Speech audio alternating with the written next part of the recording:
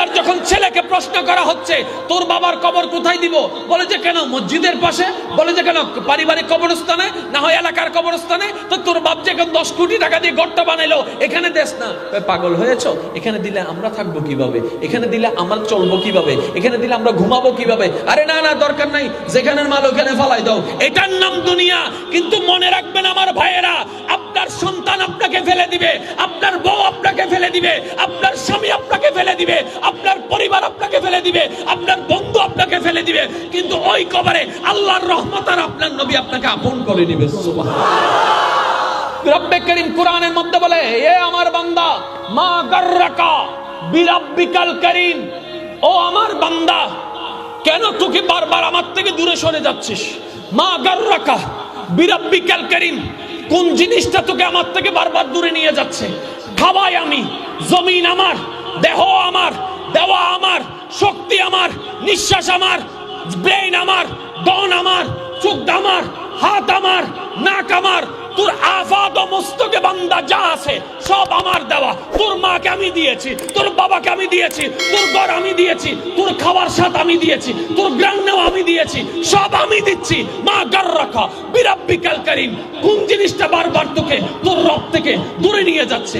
বান্দারে মনে রাখবি, একটা দিন আসবে আজরাইল তোর কাছে আসবে, একটা দিন আসবে তোর উপায় থাকবে না, সবার সামনে থেকে আমার প্রেরিত আজরাইল তোর জানটা নিয়ে যাবে, কিচ্ছু করার থাকবে না, কেউ আওয়াজ করার থাকবে না, তোর টাকা কাজে আসবে না, তোর বাড়ি কাজে আসবে না, তোর সম্পদ কাজে আসবে না, তোর স্ত্রী কাজে আসবে না, তোর স্বামী কাজে আসবে না। বান্দারে মনে রাখবি, একদিন তোকে কবরে আসতে হবে, হাসরে আমার সামনে দাঁড়াতে হবে। এবার বান্দার মনে পরিবর্তন চলে আসলো, হায় কথা তো সত্য, খাওয়াই যিনি তাকে কিভাবে ভুলে গেলাম, যার জমিনে থাকি তাকে কিভাবে ভুলে গেলাম। মাওলা রে, ও মাওলা, 40 বছর 50 বছর গুনাহ করেছি, আমি না বুঝে করেছি, এখন কি করব? রব এত দয়াবান, আপনার মা বাবা, আমার মা বাবা ঘর থেকে বের করে দেয়, রব তখন দরজাটা খুলে রহমত দিয়ে আগমন করে নেই। রব ছাড়া আপন কেউ নাই, নবী রাহমাতুল লিল আলামিন ছাড়া আপন কেউ নাই। কিন্তু আফসোস আমাদের জন্য, যে পরিবার ভুলে যাবে তাদের জন্য দিন রাত পরিশ্রম করতেছি, কিন্তু যার রহমত বারবার ডাকতেছে ওনার দিকে যাচ্ছি না।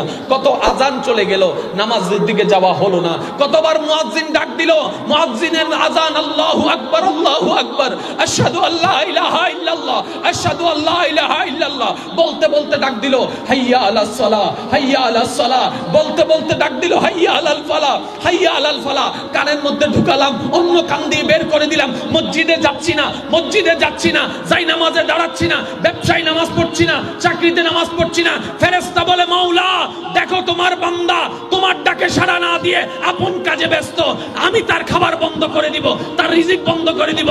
রব্বে করিম বলে যে না না না না, বন্ধ করিও না, বান্দাটা তো আমার।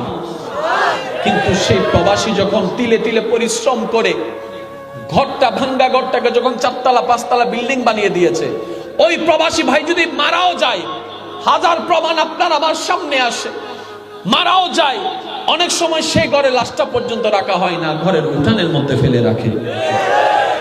এটার নাম দুনিয়া। মানতে না চাইলো এটার নাম দুনিয়া। কতজনকে খুশি করার জন্য কত চেষ্টা নাই করেছে। প্রবাসী ভাইদেরকে একটু জিজ্ঞেস করে দেখেন, নিজে না খেয়ে পরিবারের জন্য পাঠাই দিচ্ছে, নিজের পরনের কাপড় নাই, পরিবারের ঈদের কাপড়ের ব্যবস্থা করে দিচ্ছে, নিজে কখন ভালো মন্দ খেয়েছে খবর নাই, কিন্তু পরিবারের মুখে খাবার ভালো করে তুলে দেওয়ার জন্য দিন রাত পরিশ্রম করে দিচ্ছে।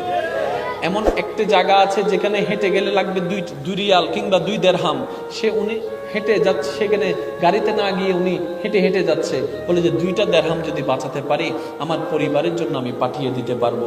সেই পরিবার যখন, সেই প্রবাসী ভাই যখন কোনো রকম একটু অসুস্থ হয়ে যায়, এখান থেকে মানুষ আছে তারা বলতেই থাকে তোমার কি অবস্থা জানার দরকার নাই, মাসে মাসে শুধু টাকা পাঠাও, মাসে মাসে টাকা পাঠাও। এখানে ভাইয়ের আবদার আলাদা, বোনের আবদার আলাদা, সন্তানের আবদার আলাদা, বউয়ের আবদার আলাদা। সবাই মনে করে প্রবাসীরা শুধু টাকার মেশিন, তারা শুধু প্রবাসে গিয়েছে আর টাকা পাঠাবে, প্রবাসে গিয়েছে আর টাকা পাঠাবে।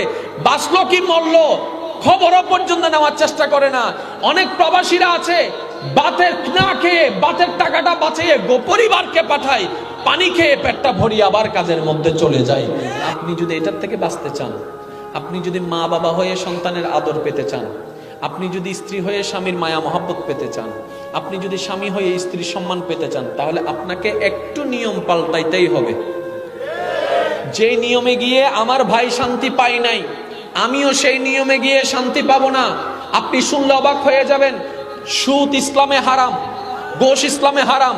আপনি ঠান্ডা মাথায় আপনার মতো করে আপনি একটা গবেষণা করে দেখেন, যারা সুদের সাথে সম্পর্ক, ঘোষের সাথে সম্পর্ক, ইসলাম যাকে নিষেধ করেছে, যা নিষেধ করেছে এগুলোর সাথে যারা সম্পর্ক আছে, একটু গভীরভাবে খবর নিয়ে দেখেন, কেউ সুখে নাই, কেউ সুখে নাই, কেউ শান্তি নাই। কিন্তু ওই রাস্তার পাগলকে দেখেন, যার কিচ্ছু নাই তার মনের মধ্যে সুখ আছে।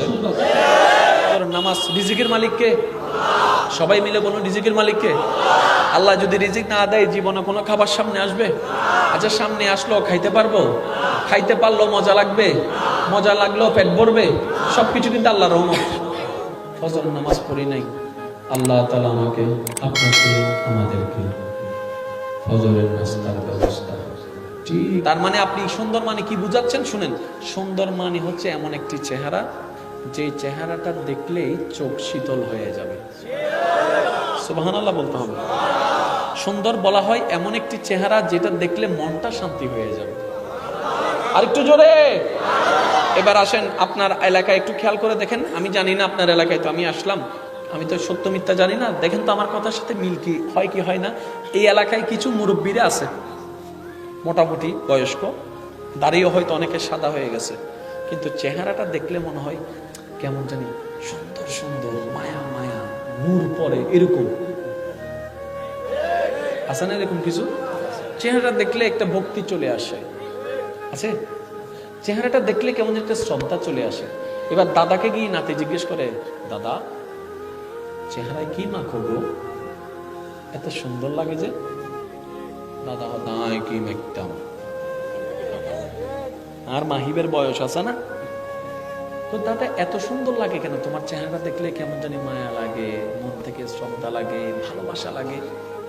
তো দাদাই উত্তর দেয়, আমি পৃথিবীর কোনো প্রোডাক্ট মাখি নেই, এটা যেমন সত্য, আমি 5 ওয়াক্ত নামাজ পড়ার জন্য 5 বার আমি ওযু করেছি, আমি তাহাজ্জুদে দাঁড়ানোর জন্য ওযু করেছি, আমি রাতে ঘুমানোর আগে ওযু করেছি। ওই ওযুটা যখন মানুষ করতে থাকে চেহারা একটা আলাদা গ্লো চলে আসে, এটা আল্লাহর পক্ষ থেকে। মনে রাখবেন, একটা হচ্ছে আর্টিফিশিয়াল আর একটা হচ্ছে ন্যাচারাল। সবাই চাই ন্যাচারাল, আর্টিফিশিয়াল ডিম কেউ চায় না, সবাই ন্যাচারাল ডিম চাই। আর্টিফিশিয়াল সবজি কেউ চায় না, সবাই ন্যাচারাল সবজি চাই। আর্টিফিশিয়াল চাউল কেউ চায় না, সবাই ন্যাচারাল চাউল চাই। বাস্তব জীবনে, মানব জীবনে সবাই আর্টিফিশিয়ালের বিপক্ষে, ন্যাচারালের পক্ষে। আমি সবার সাথে, সবার উদ্দেশ্যে শ্রদ্ধার সাথে বলি, সৌন্দর্য 2 প্রকার। মানুষের চাওয়া সেই সৌন্দর্য, একটা হচ্ছে আর্টিফিশিয়াল আর একটা হচ্ছে ন্যাচারাল। আর্টিফিশিয়ালটা আমাদের করতে হয়, 50, 60,000, 70,000 টাকা চলে যায়, 2 ঘন্টা 3 ঘন্টা পর সেটা আর থাকে না, মেকআপ তুলে ফেললে চলে যায়। মনে রাখবেন আমার ইমানদার হয়রা, আর একটা সৌন্দর্য আল্লাহর রহমত থেকে আসে, যেটা ধুইলেও যায় না, যত ধুইতে থাকে তত বাড়তে থাকে, যত ধুইতে থাকে তত বাড়তে থাকে। সুবহানাল্লাহ,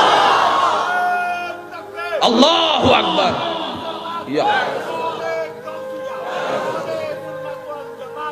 উচ্চ আওয়াজ একবার বলেন না সুবহানাল্লাহ। তাহলে ওযু করলে সৌন্দর্য, জোরে বলেন না, ওযু করলে সৌন্দর্য। তাহলে এখন তো যারা তো সুন্দর হইতো মন চায়,